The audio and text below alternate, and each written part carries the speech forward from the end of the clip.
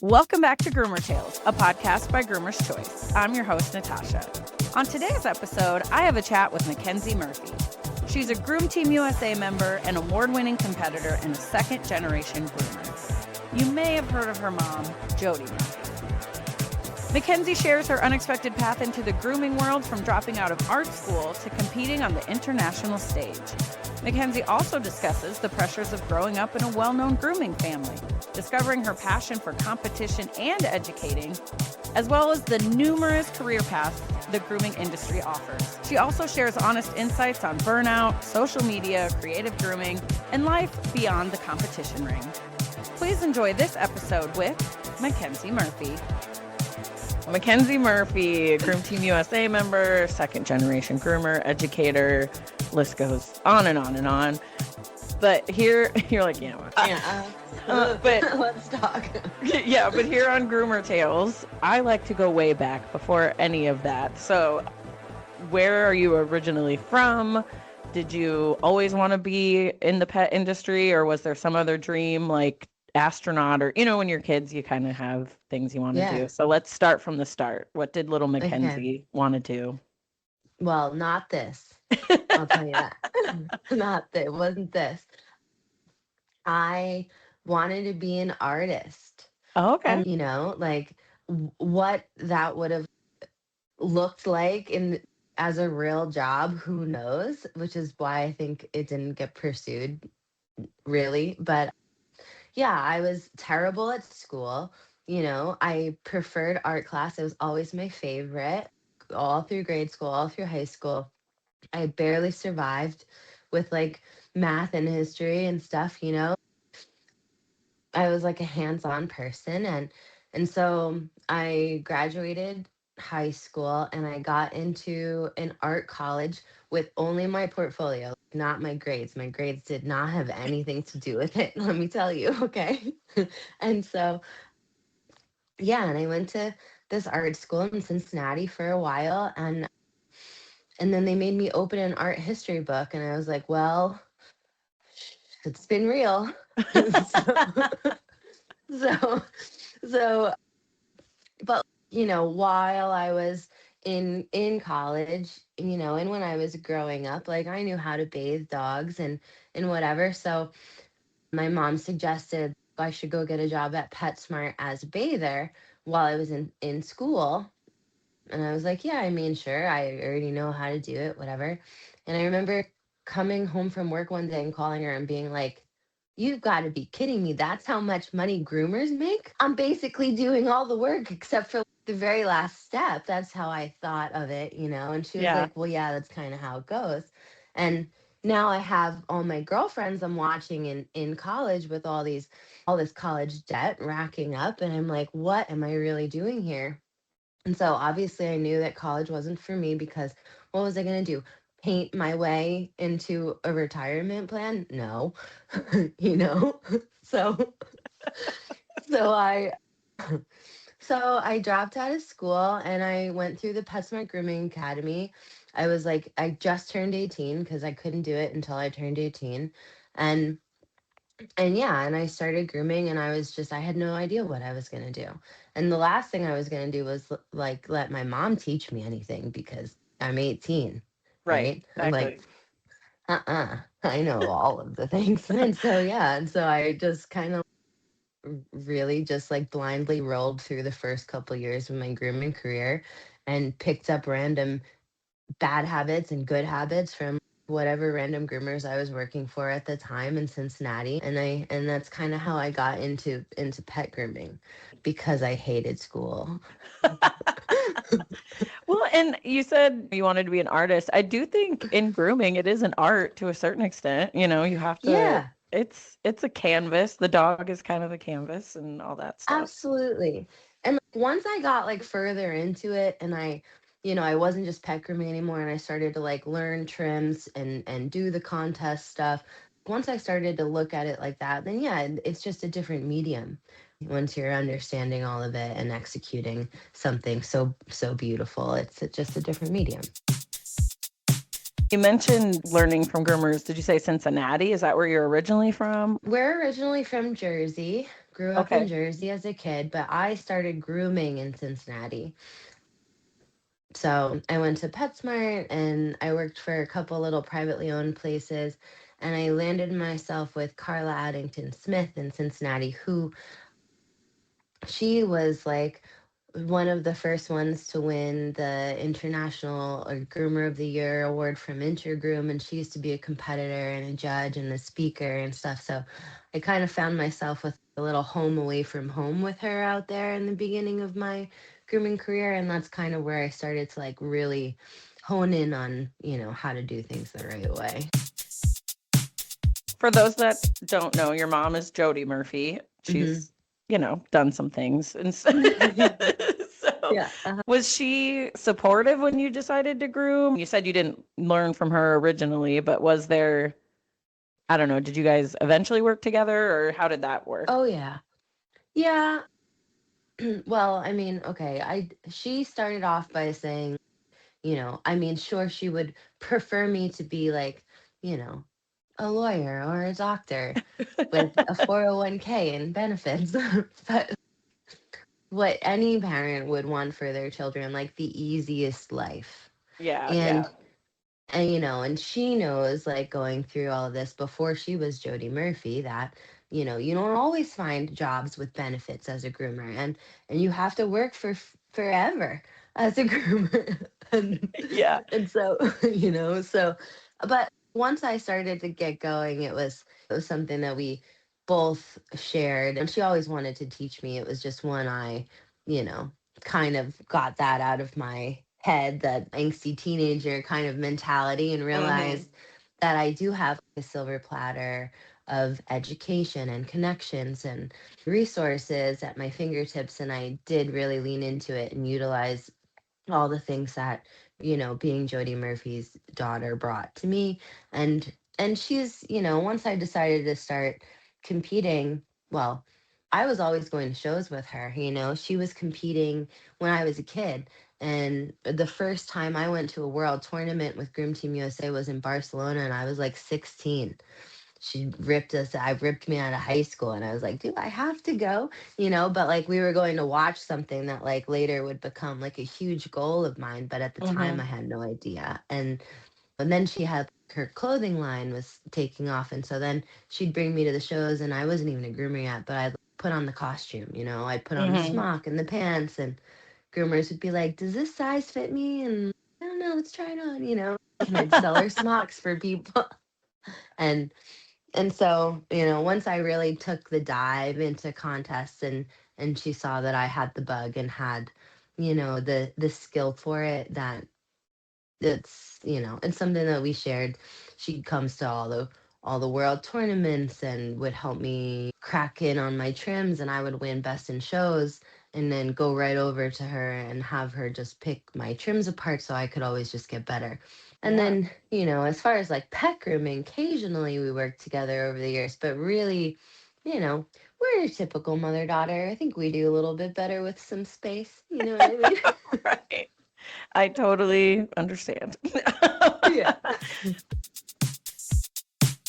And you mentioned the competitive grooming. So you started grooming at 18, you took the courses with corporate, as we all call it now, I guess. Yeah. But when did you decide to compete? Or knowing that your mom was in that world, did you ever hesitate doing it? Or what Yeah. did you feel pressure, like almost more pressure being tied to somebody? Pressure always, forever, to the current right now too. Just under crippling pressure all the time. No, well, when I would go and be in her booth and sell the clothes and stuff, it was so far from when I started competing, but people would walk past the booth. I remember Scott Wasserman, or like Joey Villani, Lindsay Dickin, or any of them. And at the time, they were just these amazing people I saw doing amazing things in the ring. And they would come by the booth and be like, when are you going to do it? When are you going to get in there? And I'd be like, oh my God, I don't know. Never. Right. It was so scary, and I felt like I had like big shoes to fill.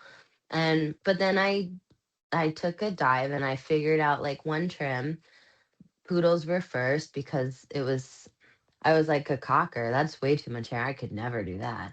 And and so I started with poodles and I figured out like my trim and I got the courage to do it and I took a bunch of lessons from a bunch of different people and I it was probably like 6 years into my grooming career is when I first started to do that sort of thing. And I entered my first competition in Atlanta, first timer.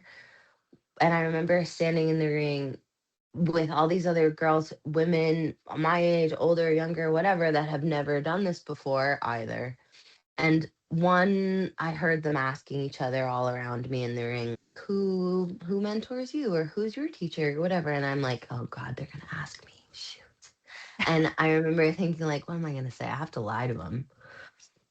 I have to lie to him. And I was like, how am I gonna lie to him? That's not a good start. And so I'm like, and so, I like mutter Jody Murphy, whatever, out of my mouth. And they're like, oh, Jody Murphy's daughter, you shouldn't be here in first timers. And I just remember thinking to myself, like, well, it is my first time too. Like, Yeah. just as terrified as you. Thank Yeah. you. But it was like that for always, Yeah. So Yeah. just lots of eyes and lots of pressure, but it was always fun and it was something that I could just do. I always just felt panicked leading up to it, but always confident while I was doing it. So it just stuck and it became something that like makes me love pet grooming in a different way because I have that aspect of it. Yeah. A blessing and a curse. I think that when I see any sort of like even LeBron James's kid, started playing basketball or Tiger Woods' kid is a golfer. I'm like, how do you live up? You know what I mean? It's Hmm. what else are you supposed to do? But at the same time, it's expected. So if you're not amazing, then I mean, I'm not in your shoes, but I can understand the struggle. It's a funny situation. Of all the things you've done, though, is there a grooming achievement you're most proud of? I'm definitely most proud of my gold medal for Groom Team USA with the team that we had at the time. And I think in the just in the history of like Groom Team USA and all of the different travel teams that have ever gone, like I'm really proud of that time in my career and my teammates that I was there with, with Michelle Breen and Lindsay Dickin and Victor Rosado, and we were very strong and we just had this presence all over the world that I'm just really proud of. And then I also won the $10,000 jackpot in Las Vegas, and that was really cool because it was just one haircut. So Nice. that was great. Is that And then the diamond jackpot? yeah. Yeah, Hmm. okay. I have that down here. Well, I saw on your social media or something that you won well, that. the diamond jackpot actually is the new jackpot that they're doing in Belgium now. So at Groomania they host. So there's like little fun jackpots scattered all around the world. And so that's kind of like in part of my retirement plan now that I'm not competing 100% like fully anymore like I was. I'm just going to aim for like the random jackpots all over the place. That's what I'm going Nice. to do. And then you also individually ranked number one in sporting overall. So, In the world, yeah. yeah. So tell me about that. Like, what did that feel like? Or, I mean, it's kind of a big deal. It's pretty cool. I know. Well, American Cockers have become my like specialty and they've been a part of my life for a really long time. So I've held this Groom Team USA travel team spot, the sporting spot for the United States since 2015.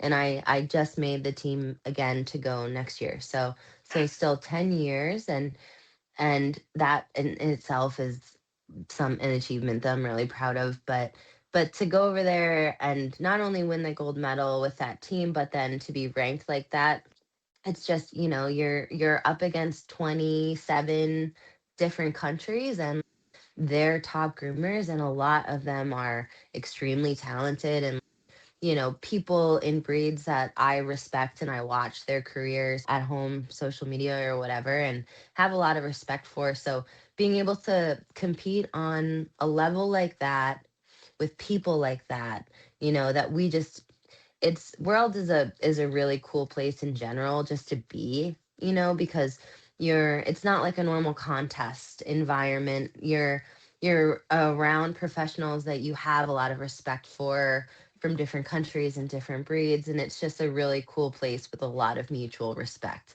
And so to be on that level with people who are that talented, it was really cool, and we had a ton of people who came from the States to support us over there. And it was a really cool year. So, and then to have my breed that I've, put so much time and energy into, and it's nice to be able to do it with that. It's just kind of like a full circle moment. I didn't make bad decisions. It is worth it. And you mentioned you've kept that spot for 10 years. So with Groom Team USA, you do have to, you're not like grandfathered in, right? Like you have to earn it every time, right? Yeah, so Groom Team USA, they rank like a top 10, and they do that they do a top 10 every year. And so when you go out and you compete, every win every win equates to points depending on how many people you beat. So as the year goes on, they rank just the top 10 competitors. And that's Groom Team USA, and that's who get a Groom Team USA jacket. But then every 2 years is where they determine their travel team. And the travel team is based on the individual competition. So you'll have, you know, only calculated points for poodles, and only calculated points for the sporting class, and only points for the terriers, and only points for all of the purebred. And so then you got your specialists, and then that's where Mhm. the travel team comes from. So so yeah, it's every 2 years. And I had points from last year, but I retired at the end of last year. So I kind of like took a risk and was just hoping that my points from last year would hold me over, and none of the girls would beat my points out this year while I'm retired and not fighting them for the points. So yep, we're still here. It'll probably be my last trip with Groom Mm, Team USA unless I get a second win, but we'll see. yeah. And is it in Belgium again? Yeah. Okay. Yeah, it's in Belgium again. Groomania is in Belgium. It's kind of like our Hershey's like Groom Expo. It's like a big, beautiful show. It's put on by this woman Kitty, who does a fabulous job. She's been with the European Grooming Association for like a million years, and so her show is just like the perfect space to host an event like that. Yeah. So yeah, that's why we keep revisiting. Do you do much creative grooming? Was that ever something you wanted to pursue more of? Actually, well, okay. No, yes and no. I I there was a time in my contest career where I was competing with not only just the cockers but poodles and bedlingtons. I was doing some hand strip dogs, and I was like, you know, full steam ahead every single contest.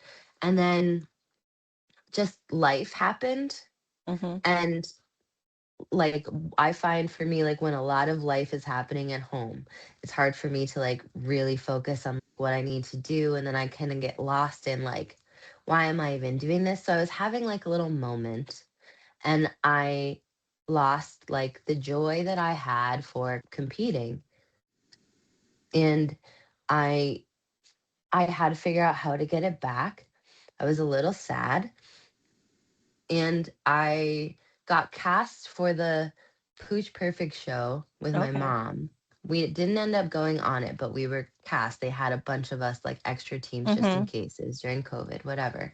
So I had to do some like research for myself, preparation in case we did make it on this show. And so I was like, I'm gonna go down to Angela Cumpy, who's like the creative groomer, like mothership, Yeah, yeah. right? So I was like, I'm gonna go to Angela for a private lesson. And so I went down. I'm still like sad, mopey, Yeah, whatever. yeah, yeah. Why am I here? And And she was like, it's great. Angela and or Lori and Adrian are gonna come down. We're gonna do a webinar. So come down. The three of us will be there. You'll learn so much. Great. Went down there. We all got COVID. And so I got quarantined at Angela Cumpy's house for 3 weeks. The way this woman sucked me into the creative grooming world is insane. Okay.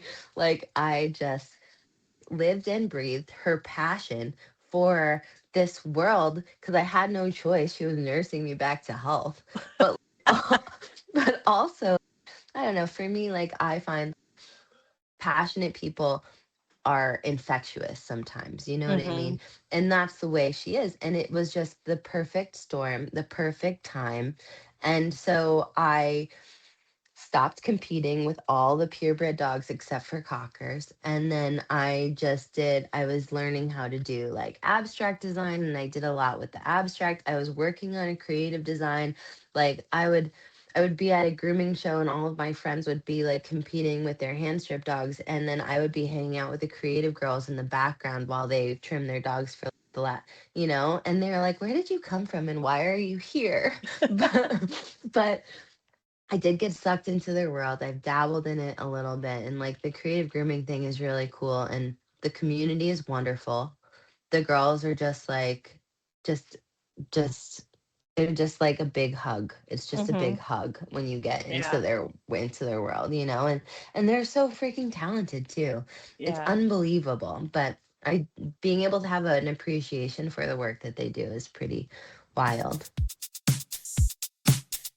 Was you getting COVID why you didn't end up on Pooch Perfect or? I didn't end up on Pooch Perfect because so my mom sent her cat to live at my house when she was moving to Florida, and I let it out by accident and it got lost, and she was so mad at me that she jumped ship. And then I had to call the producers and say, remember how you wanted like your typical mother-daughter like relationship on the show? Well, you got it, and I lost her cat, and now we're beat. Okay. I She mean, was, I feel I'm bad not doing it, laughing. I hope Mackenzie. you're fine now. I'm laughing because I'm Fine. hoping like it's gonna be a good right. Like it's Oh yeah, okay we're now. fine. Everything's fine. Yeah. Oh, that's what happened. Because I've talked to Blake Hernandez and Macy Pisa, and they both said, yeah, there were extra teams that didn't make it on the show, but they never mentioned yeah. I lost her cat. That's why we're not there. We found Okay, the cat. The cat's good. fine. Good. It all worked out. It's fine. Okay. Yeah, And it sounds like in a weird way, getting stuck there with COVID was like a blessing in disguise because you kind of it got was. your groove back and stuff. So that's It good. did. She saved And my then life. She did. yeah, and I get that. I think we all have moments where we're like, I don't know if it's identity crisis or midlife crisis or what it is, but you're just kind of Yeah. like, what am I even doing here? What is the point of it all? Yeah. Yeah. Existential crisis or something. Yeah. Absolutely. Yeah. Yep. Speaking of cats, do you or did you ever do much cat grooming? Because I'm seeing more and more of that on the socials. I did. I used to. And then I got like pretty messed up by one once. And then after that, I was like, no, no more. I just, I don't do well if with my own blood. And it was a whole situation. Yeah. And Okay. I was mobile and I almost passed out in my truck and it was just not good. Like, I'm out. I have a lot of respect for cat groomers. Danelle Journeyman is a very talented educator. And, we have Dana Chavez Ray, who does a wonderful job as a rep for a bunch of different companies. And she travels around with her little cat in her backpack on the airplane, goes to all the shows. I think they're so cool, but it's just not for me. Yeah. Danelle was on Yeah. the podcast too, and I learned a lot from her. Like this whole world was illuminated to me. So many things. She was really Really? interesting to talk to because even with, I've heard of dog groomers, but cat grooming, I think a lot of us have that mindset of a cat doesn't need grooming, it grooms itself. So there's that whole Hmm. myth, I would call it. It's not so much. I just Oh like to when yeah. she's, well, I always tell people, would you be clean if you just licked yourself? Would that be good enough? Yeah, right? I know. It's true. Did I see that you were recently on the National Dog Show around Oh Thanksgiving? yeah. Yeah, so That's what a was, thing that happened. yeah, let's talk about that. Is that kind of your new thing or what's going on with that? Yeah. So, I took a break. I took a full retirement from competing. and and so now, moving into what am I going to do next with myself in dogs. And I've always been super comfortable. I can compete, I can groom a dog in front of thousands of people, or I can talk about grooming the dog while I'm grooming it on a mic in front of thousands of people. But if you ask me to show a dog, ask me to put it on a lead and run in a circle in front of 10 people, and I'm like, absolutely not. I'm gonna die. And so it was never something that I felt comfortable doing. And a lot of my friends have always shown dogs. It's kind of like something with the contest, like also in grooming, that kind of goes hand in hand. Mm-hmm. Lots of friends in it, lots of mentors in it. And it just took until like the end of last year to get over this crazy irrational fear that I had towards it, and like actually take the dive and start showing dogs. So I've always, worked for different handlers and breeders over the years, like with the connections that I have because of my contest dogs, right? Like I need to get nice dogs for competition. So I had to build relationships with the breeder. So I'll go to, their kennels and help them at home, or I'll go to the dog shows and work for them and take care of the dogs or groom the dogs when they're going to show them, but never actually shown myself. So now, now that's kind of like the step that I've taken for the future, for my future anyway, and I'm having a great time. It's going really well. I have a nice little buff cocker that I have from a breeder that's been in my life since I was a kid, and she's absolutely beautiful. And we went best of opposite at our national, which is kind of a big deal, especially if I just started showing dogs like last year. I have no clue what I'm Mm-hmm. doing. And and then I work for other handlers. That's what the National Dog Show was. I was working for Marlene Ness, who's a cocker handler out of Connecticut, and so that was a dog that she shows. But working for handlers, you get lots of opportunities and lots of experiences, and so that's what I'm doing now, and it's a lot of fun. Cool. You mentioned being able to talk about grooming in front of lots of people and like the Mm. educating part of it. When did you decide to do the more educating, or was that always something you had in mind, or was that happened while you were competing, or how did that come about, the Yeah. educating part? Well, when Barkley started to hire competitors to teach like the shorter seminars, or like the later seminar spots in the day that, like, the seasoned speakers didn't want to take, like the 7 to 9 p.m.s and stuff like that. And they started to offer it to us because I mean, I think it's because they know that competitors are usually on the broke side. We're spending way too much money to get here. None of it makes sense financially, right? We're sleeping like 5 people and 20 dogs to a hotel room in the beginning days and eating like ramen noodles. We're struggling. And so he was like, well, you guys want to start to teach? Some of us were like, yeah, sure, whatever. And some of us were like, maybe not yet. So I started right away, and I've been doing it for a lot of years now for Barkley, and that's kind of how I got started. I would teach at like little events that my mom would put on, like back east, little segments here and there, and then I would do like a little face class, or personality trim, or just something easy and relatable pet grooming wise for Barkley. And then, but having having a spotlight, being a competitor, or if there's an era of groomers who know my mom and now they know me too, like just having people recognize you, I think puts us in a situation where we're in public, where groomers are approaching us, and we're talking to a lot of different groomers often. And so I think being in situations like that for so long has kind of just made teaching like a natural thing, because I it's easy to relate to groomers from wherever they're from, Mm-hmm. so having a conversation with somebody about, one of their clients, and everyone has like something that they're dealing with, a troubleshoot situation or whatever. And so it's just always ends up being something that's really organic to do. And so I've always just jumped at the opportunity, whether it be speaking at shows in the States or internationally.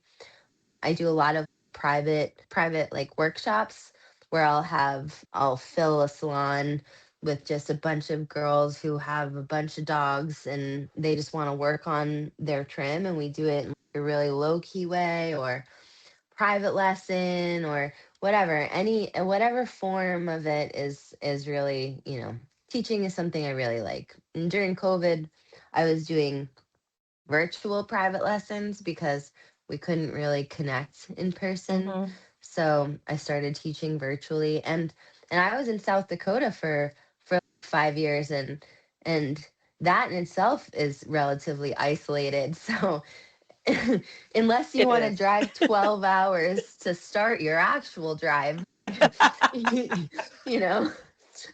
So what brought you to South Dakota, or like why, what part were you in, or I guess, or is that, do we want to talk about South Dakota? I don't Yeah, sure. know. I mean, I was in New York City, worked grooming in New York City, and I went out to South Dakota. I was in like the Sioux Falls area where you're at. Yep, yep. And it was just something new, it was a life change, and it was fun at the time, and I met some really great groomers out there and worked for some really fabulous people. I opened up the grooming salon for the Pet Supplies Plus out there when Okay. that store first built up. Mm-hmm. And yeah, it was a good time. But Yeah. the East Coast is where I belong, Yeah, I yeah, believe. yeah. Yeah. And Sioux Falls isn't quite as desolate as some other parts of the state, but yes, there's not a whole lot in some of South Dakota. Yeah. At least you guys have a Target. Right, exactly. That's funny. This episode of Groomer Tales is brought to you by our new spring seasonal scent, Mango Pineapple. Turn every groom into a tropical escape. Mango Pineapple features a shampoo with a matching cologne, perfect for making every groom, every walk, and every cuddle feel a little more special. Shop now at groomerschoice.com. Free shipping on most orders over $99. Now, back to Groomer Tales. And you mentioned that you were mobile at one point, and you just mentioned helping open a brick and mortar place. So Oh yeah. can you talk a little bit about the differences between mobile and brick and mortar, or pros and Yeah. cons, or which you preferred, that kind of thing? Yeah. I've gotten the opportunity to work grooming in all aspects, right? Like I was doing house call in New York City, so going to people's homes and doing it on their kitchen counters, and mobile and salon and box store and whatever, all of the things. But the mobile was fun. My mom was mobile her whole career. So that's something that I just know and grew up in, literally in the grooming van. And so it's something I've always been able to do and go back to. But, you know, it has its perks. If you like working alone, it's nice. You can kind of control your your everyday. You can control everything because you don't have a ton of dogs, and you don't have a ton of people coming in and out of your storefront and working with, different personalities, and who's having a good day and who's having a bad day. Like you can control just by who you call to talk to throughout the day. So that was nice. The winters are rough in a mobile grooming van. And obviously, you know, truck problems or generator Right. problems kind of throw a wrench in like keeping on a good schedule. But for the most part, I liked mobile. It was nice, and you feel more active, I think, when you're doing mobile grooming, which depending on if you're trying to feel more active or not. Like, you Right. know, but salons have their own pros and cons also. It's nice because you kind of have like your own little home base and you don't have to leave for your day, and they can become like really cozy workspaces, and I think those are the best ones. High volume salons, that kind of takes your whole like your everyday work experience to another level. I've been in a lot of those like really high volume, intense, very loud grooming salons, which I it's too much for me, Right, but right, right. yeah, I definitely think that there's a little bit out there for everybody. That's for sure. Because you've done so much stuff beyond grooming, do you have any advice for someone that might want to get into education or entrepreneurship or just Yeah. something else?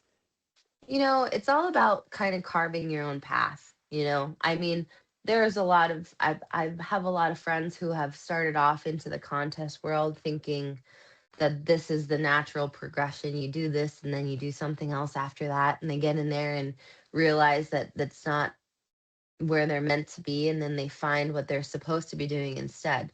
But, now at this point in my career, the contests have taken me to work for companies that allow me to not have to groom pets full time anymore. And, you can kind of think outside the box and what you're good at. And if you're good at understanding product and talking to groomers, then you can do something for something bigger. You can represent a company and be an advocate for their product line, or you can take your love of social media and taking pictures and turn it into a whole nother business. So I think there's so much to this industry has so much to offer us, and outside of just everyday grooming, I think you can really like think about what you excel at and what makes you happy and what brings you joy, and you can kind of tweak your existence in dogs. It doesn't have to just be just grooming every single day. It doesn't have to Hmm. just be going into the contest ring.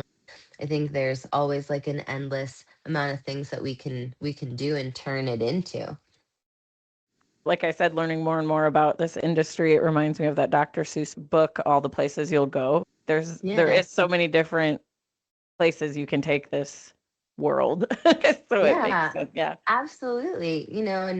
And I'm, now working for a company with a product line and dog food they're based in Lithuania, and it's this amazing company that has all this stuff and just the best stuff for our animals, our pets, and show dogs or clients or whatever. And it's because of competing, because I jumped into a contest ring and made myself visible and learned products inside and out, and you just kind of make your connections through your dog world, whether it be small or big, I think.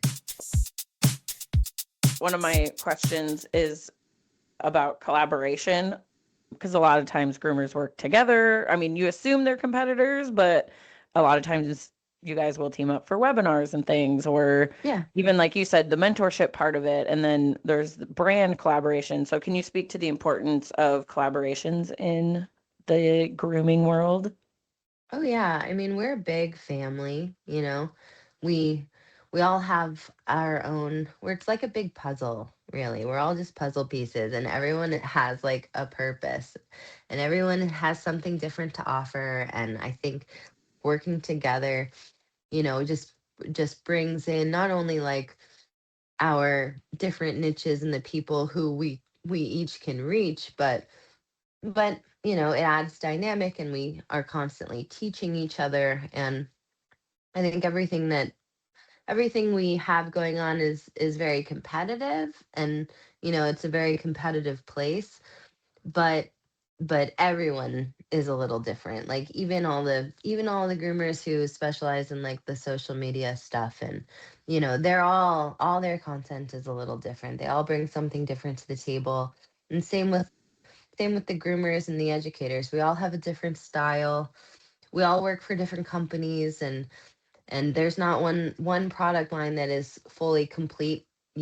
So I think everybody working together and kind of merging ideas and knowledge is just kind of what keeps us all growing, and our industry is growing. And I think it's up to us as like the professionals in our industry to just keep it as dense with knowledge and information as we can. And that comes from us working together.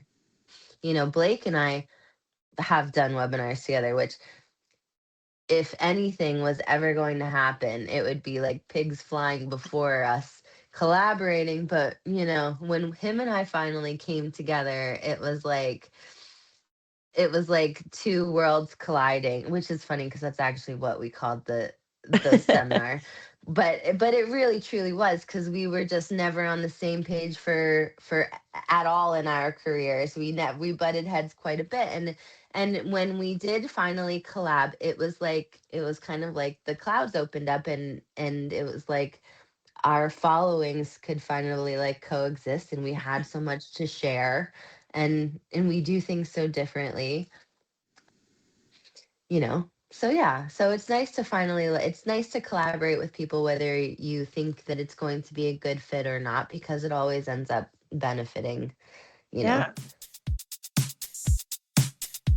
And you mentioned having a wealth of knowledge or that sort of thing. And this is an industry, like you said, it keeps moving forward and there's always new technology or new tools or new, I don't know, trims, all the kind of stuff. hmm So how do you keep up with continued education, or what is the importance of continued education in the pet grooming world?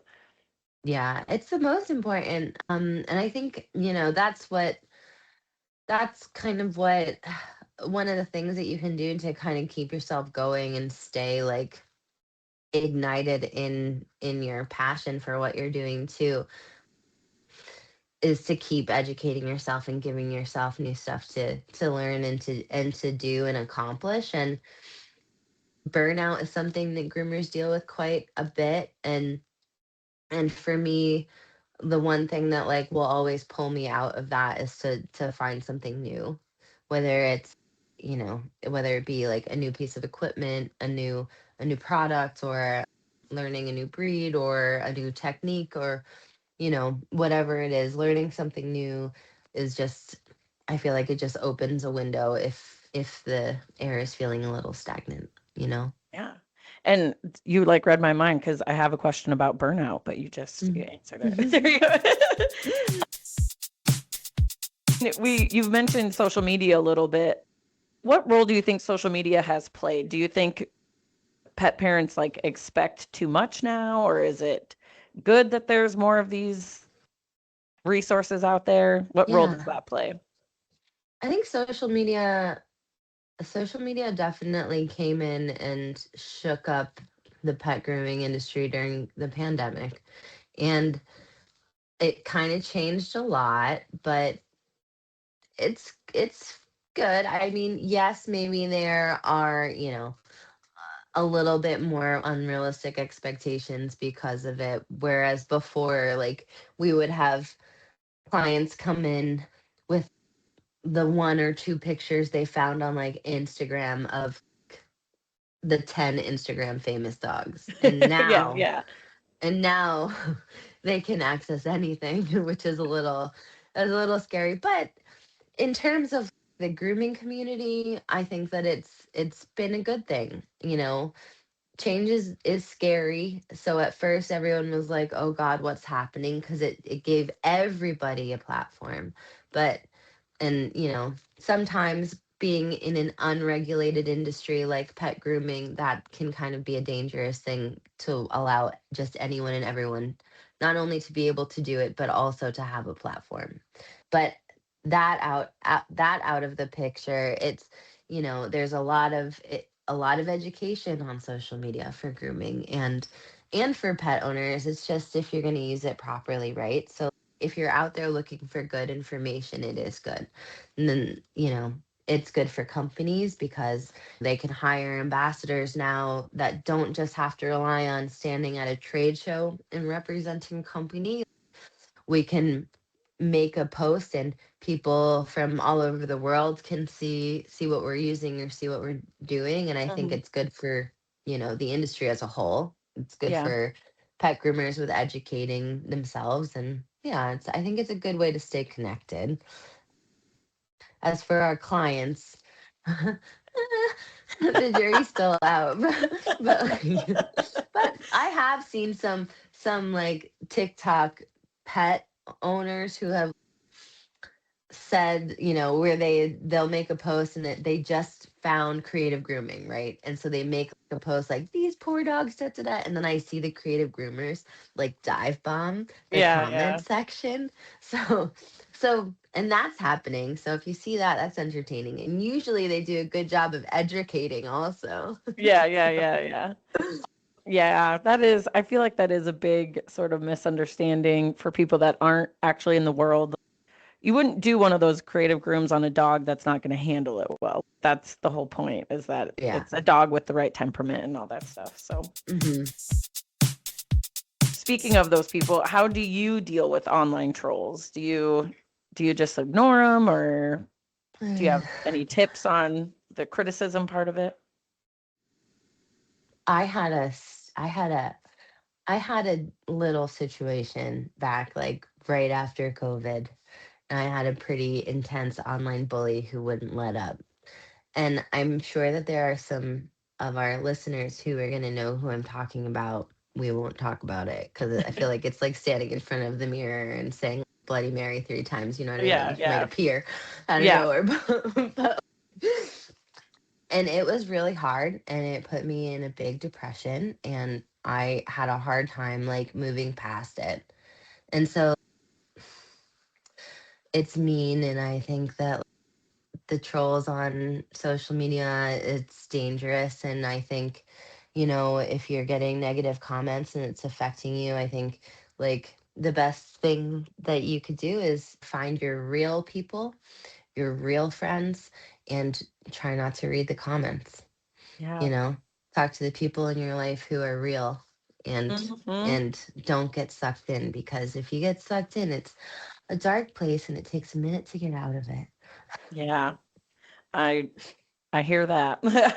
I worked in morning radio for a long time, and I Mhm. had one guy that would email me all the time, hated me, was kind of mean to me, but and I never understood why he kept doing it because I never replied. I never talked about him on the radio. I don't know what he got out of it necessarily, but Yeah. I don't know.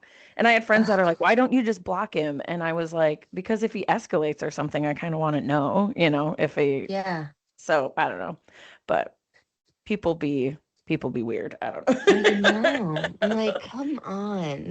Surely there's something else you could do with your energy. And I'm like, if you don't like me, why do you keep listening? Listen to something else. I don't understand. Mm, just move on. Like, Yeah. leave me be. Yeah. Yeah. Yeah. Let me live. I think this is a big topic in the groups on Facebook. I know you don't groom as much anymore, but how did you approach dogs that would be labeled as like difficult or anxious? Hmm. Or did you have a like tried and true method with them, or how did you handle that?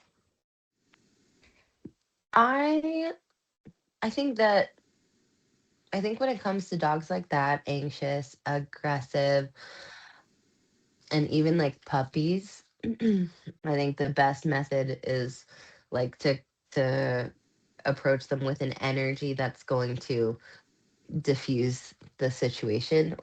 So for me, it's always just about, controlling my own energy first. So if I'm calm and quiet and I'm not going to, rush them through the process, or ask too much of them physically. So even if it comes down to, me moving around the table more than asking the dog itself to be the one moving around on the table, or like I prefer not to muzzle right off the bat, just to not start it off like with tense energy.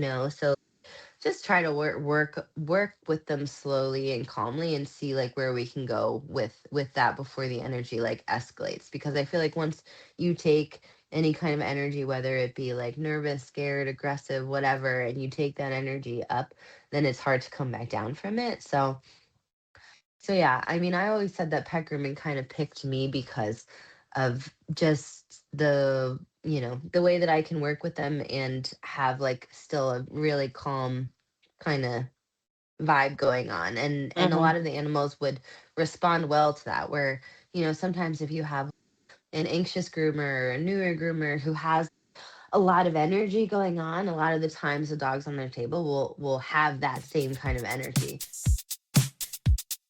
What is one common mistake you see people make a lot when they start competing? When they start competing, I think one mistake I see them making the most when they start competing is is taking on too much. And because they'll practice and they'll pay for their lessons, they'll do all the things, they've spent all the money, and they'll do all the work at home. And then when they get to the show, they're entered like in all the classes. They have, you know, an assistant that's going through a breakup, or no assistant at all, or they're here with 75 of their friends and all of them like to party, or it's so they do all the homework. They take on a lot of responsibility, a lot of contests, they put a lot on themselves, and then they get to the show, and then they don't control their environment enough. So I think when they get there and they're doing so many things, I think you have to really just control everything. So, like, when you get to a show, you have to make sure that you're as focused and everything is in line, just like it is as you're preparing. Because they'll get there and then their whole weekend will crumble because of something silly. Your assistant was sick the whole time, or crying, or you know what I mean? And something that you could have controlled screws you up. And so I think, or they'll find friends that they travel with in the beginning that like aren't a good travel fit, and then that something ends up sabotaging them, and it takes a while as a competitor, I think, to figure out like what exactly you need when you're at a show to perform to your full potential, and knowing how much is too much, or who can I travel with and who can I not travel with? Who stresses me out and who do I do the best with? So like Hmm. figuring out those little like nuances of your actually at the show time frame is what I wish I could just take them and just be like, listen to me, listen to me. Baby steps. Yeah, yeah. They know all the little baby competitors. I just want to grow them all up and watch them all leave my nest. We talked a little bit about burnout and being depressed with some of the comments you've received and things. So, do you have advice to give groomers who maybe feel stuck or behind in their career or not good enough? Because it's hard to not compare yourself to all the stuff you're seeing everywhere. So, Yeah, do you have a way to help with that? yeah. It can be discouraging to look around and compare yourself. But I don't know. When I first started competing, like the best piece of advice that my mom gave me was like, when you're in the ring, don't look up. Like don't lift your eyes from your table. Don't lift your eyes from your dog. Don't look at that table and that dog. Don't look at that groomer and what they're doing. Just don't look up and focus on yourself. And like, it obviously works when you're in the ring because you stay focused, but like the same concept for just your like career and dogs in general, I think, because everyone's race just looks a little different. And I mean, you could have a super successful business at home, pet grooming business at home, and not be able to get out and do shows like we can. But, you maybe can have some super successful, like, pet side business, or maybe you're really good at social media, or, there's just so much to be done here. And it's such a creative group of people and it's a creative world that you can really just you can really turn anything into something. It doesn't have to look like your friends. It doesn't have to be exactly the same. You don't have to do exactly what this other person did to be successful. I think the more you think outside of the box, especially when you're feeling like a little stagnant, the better off you are. Yeah. We have a huge community online of Facebook groups of groomers who connect and share their stories and their struggles and their feelings. And a lot of it is just like people with similar interests, like building each other up, Yeah. you Yeah. know? Every once in a while, social media, when it's used for good and not evil, it's a good Yeah, place to be. exactly. Okay, so now let's get down to just some like nitty gritty stuff. Your favorite animal or breed to groom and your least favorite. Oh gosh. Okay. My favorite breed to groom. Mm. My favorite breed to groom, well, okay. My favorite breed to groom for shows, right, is obviously American Cockers because it's a labor of love and they Right, look right. really pretty next to a trophy, like really pretty. And but like for pets, my least favorite to groom is the legato, I'd have to say. I'm sorry, but they do nothing for me. Uh,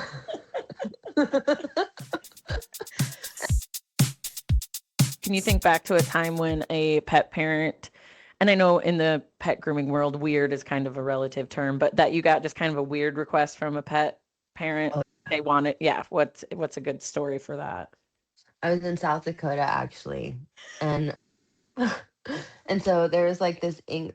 I found the most strange breeds in South Dakota, okay, because they'll this is what I've learned. They'll take normal breeds and then put the word like cowboy at the end, and it just means that it's actually 10 times larger than what the breed is supposed to be, and it was bred in someone's backyard. That's okay, it's okay. It's a demographic situation. It's not South Dakota's fault.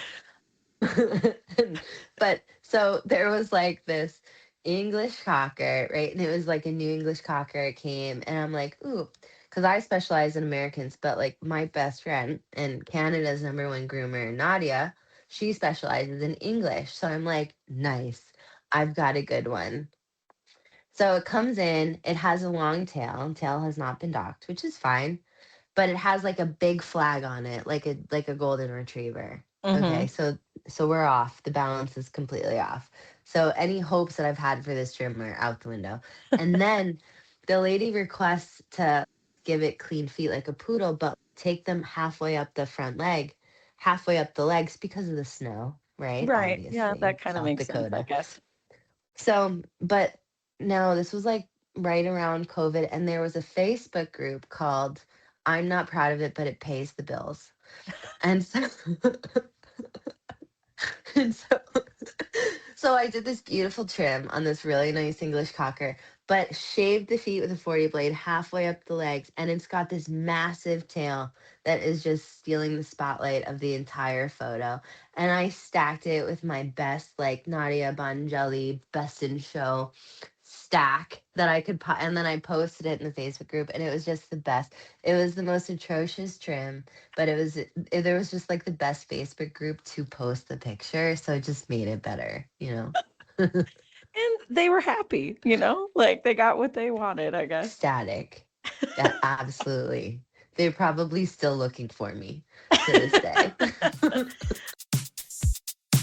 This is my favorite question to ask everybody. What's your best poop story? Because I feel like Oh everyone's my got god. one. Oh Jesus. Well, I have Cocker Spaniels, so I have a lot of them. you know, it was oh my god. It was it was actually like personal dogs on a road trip to a show, and I used to do like the road trips with all my dogs, but like my son is 13, but in the beginning he would come with me when he was little. So like he was really little. He was probably like 2 or 3 in a car seat driving to a grooming competition. All these dogs in kennels and like a couple of like house cockers like loose. And I had one and he's I'm driving and he's like yelling at me from the back seat, and I have a cocker this close to pooping in this kid's lap in the car seat in the back of my car driving to a grooming competition. And I'm like, I'm trying to pull over. The kid is screaming, the cocker is panicking, all the other dogs. And I'm like, oh my, you know, like it looks glamorous from afar, but it's not at all. It's actually not at all. That is, I bet, that is one thing I've never fully thought about. Like when you are bringing all these dogs to a show, how many potty breaks and things, or like how, like it's not a quick potty break because especially depending how many dogs you have, there's, I don't Oh know, that yeah. must, you got to make the rounds and it's a whole thing. And yeah. It's an ordeal. Yeah, we look like yeah, we're definitely an attraction when we stop at, rest areas and roll out with, 75 dogs that come out, and it just never stops. And then you add a kid in the mix and that's a whole other thing too. So yeah. Oh yeah. Oh yeah. Those early days of doing it with a little kid were an experience. But it's able to be done. So, Yes. Yeah. you know. And I think it's good your kid saw you doing well or like doing what you like. I think that's Hmm. always, I know I'm not a parent, but I think a lot of parents struggle being, working and doing things. But I think it's good for a kid to see you pursuing what you Oh want to yeah. do. Now, here's the part of the podcast I call quick snips. It's just a series of rapid fire questions. They're kind of just for fun. Are you ready? Yeah. Okay. Your favorite animal from a TV show or movie? Oh God. I think the little the little Pomeranian from Secret Life of Pets. That one's been said before. I forget who said it, but you're not the only one. Okay. Your go-to coffee order? I do a shaken espresso, Okay. Starbucks. Hmm. Your most used emoji? Ooh. Mm. It's either the one with the face that's, or it's like or it's usually like skull and crossbones. It's usually depending on my mood. It's like a Yeah. whoops or I don't care, I'm gonna burn it to the ground. What was the last thing you binge watched? it my what is it called? It's like a HGTV show, but like my lottery listings or something, where Oh, people who yeah. win the lottery are out looking for new houses, which my New Year's resolution for next year is to buy scratch off tickets every single week now because of the show. Yeah. You can't win if you don't play, right? I mean, I'm telling you. Watch. I'm I'm looking forward to it. One product or tool you can't live without. I have been using a whole lot of this keratin and gloss shampoo for my dogs, and it's really kind of life changing. Hmm. Is it a Toro brand from It the? is. Okay. Yeah. Yeah. It's a Toro keratin and gloss shampoo and conditioner.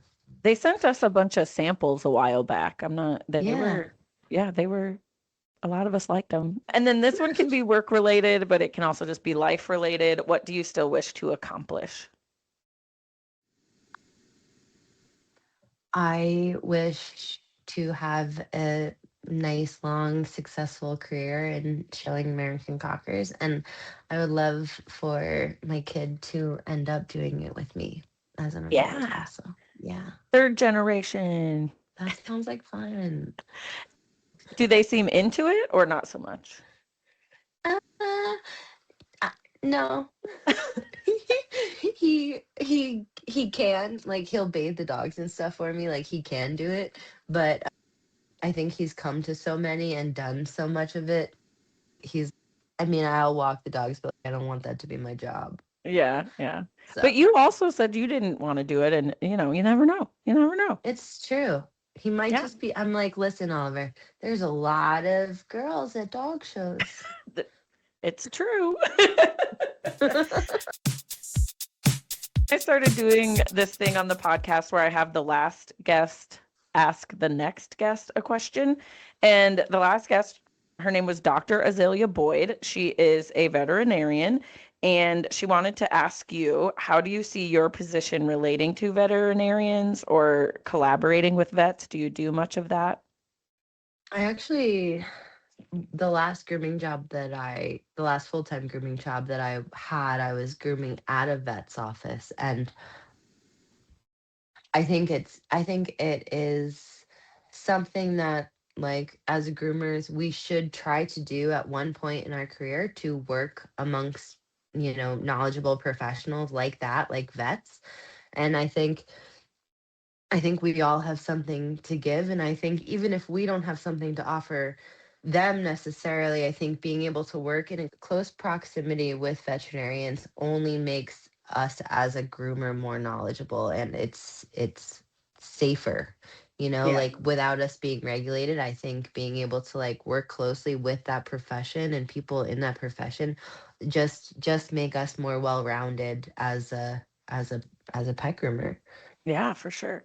And then our next guest on Groomer Tales will be Missy John. She's here locally in Sioux Falls. She runs Nerdy Canine Academy. It's a dog training and behavior, and she's helping restarting the program at the prison where the some of the inmates like train the dogs.